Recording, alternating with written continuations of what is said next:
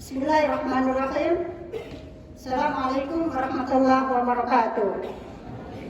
Pertama-tama marilah kita panjatkan puji dan syukur kehadirat Allah Subhanahu wa taala, Tuhan yang Maha Kuasa, karena atas rahmat-Nya kita sekalian dapat memperingati Hari Pendidikan Nasional tahun 2025 dalam suasana yang penuh kedamaian dan kebahagiaan.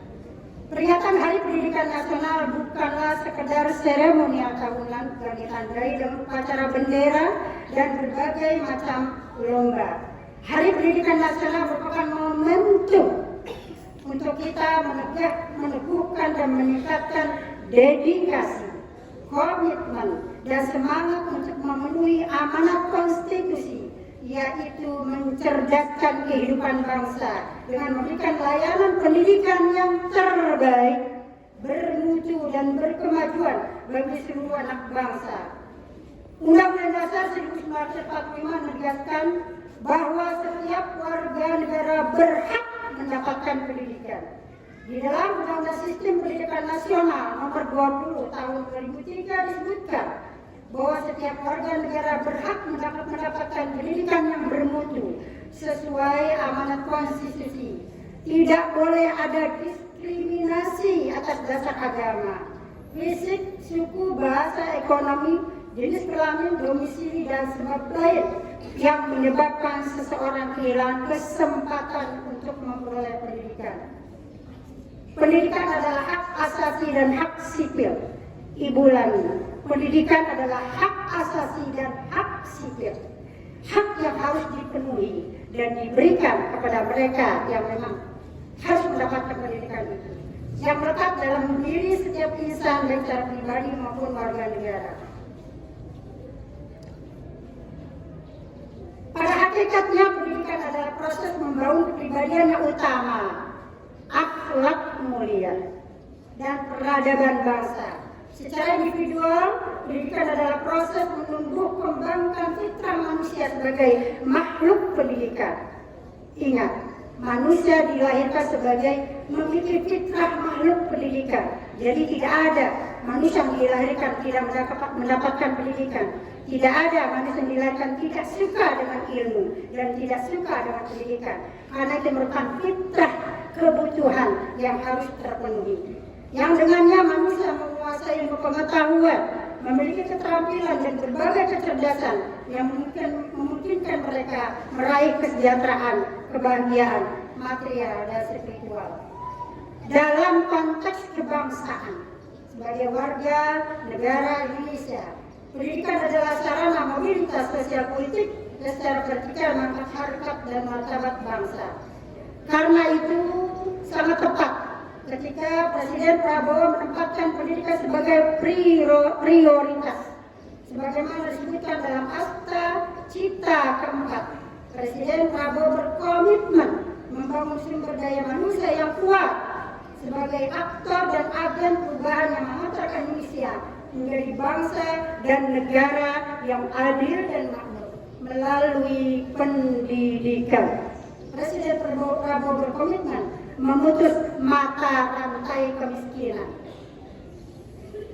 Selanjutnya, tentunya beliau bertekad memajukan pendidikan melalui revitalisasi sarana dan prasarana pendidikan, pembelajaran digital, peningkatan kualitas, kualifikasi, serta kinerja guru melalui pemenuhan kualifikasi, peningkatan kompetensi dan kesejahteraan.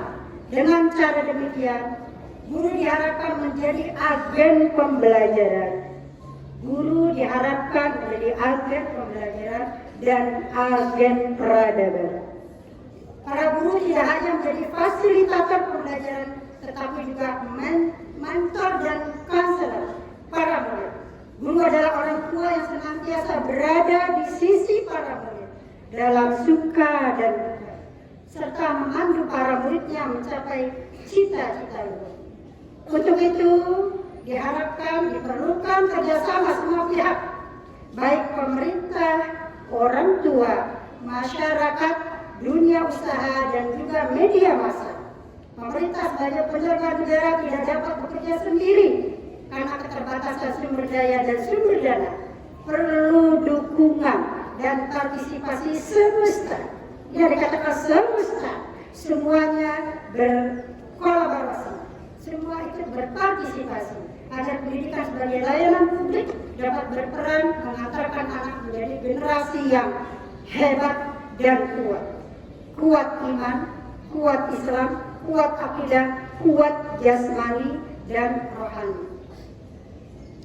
Selanjutnya, sejak Oktober 2024, Kementerian Pendidikan Dasar dan Menengah telah melakukan langkah nyata membangun layanan pendidikan yang bermutu. Secara manajerial, Kementerian Pendidikan Dasar dan Menengah memperbaiki tata kelola, pembinaan dan kinerja guru. Secara kurikuler, Kementerian Pendidikan dan Menengah akan menerapkan pembelajaran mendalam atau deep learning.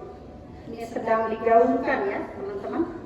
Deep learning, pembelajaran tes kemampuan akademik, serta pembelajaran coding dan kecerdasan artifisial atau AI secara player-based dalam rangka membentuk karakter. Kementerian membuat kebijakan 7 kebiasaan anak Indonesia hebat. Dikatakan anak Indonesia, di KKSMK juga masih disebut anak Indonesia ya. Jangan bilang buat anak RA dan SD aja. Anak Indonesia, kalian adalah anak Indonesia. Dalam rangka ya, mencapai keinginan yang diharapkan ada kebijakan 7 kebiasaan anak Indonesia yang hebat meliputi, perhatikan, bangun pagi. Bangun pagi, kebiasaan anak sehat. Rasulullah mengajarkan, bahkan membiasakan untuk mandi sebelum subuh. Bangun pagi, ya saat rahmat Allah diturunkan melalui malaikatnya, kita sudah terbangun. Yang kedua, beribadah. Setelah bangun beribadah, bagi kita tentunya melaksanakan sholat subuh. Sebelum subuh kita laksanakan sholat tahajud sebagai ibadah tambahan. Berolahraga, ini penting. Kebiasaan berolahraga. Anak sekarang suka atau tidak suka bergerak, atau disebut dengan apa ya? Mager, malas gerak. Maunya main HP nunduk sepanjang hari. Akibatnya nanti akan mengalami stres di sini. Berbahaya. Karenanya menjadi anak hebat satu kebiasaan suka berolahraga, makan sehat dan bergizi, gemar belajar, bermasyarakat, harus punya teman, harus bersosialisasi, dan tidur cepat.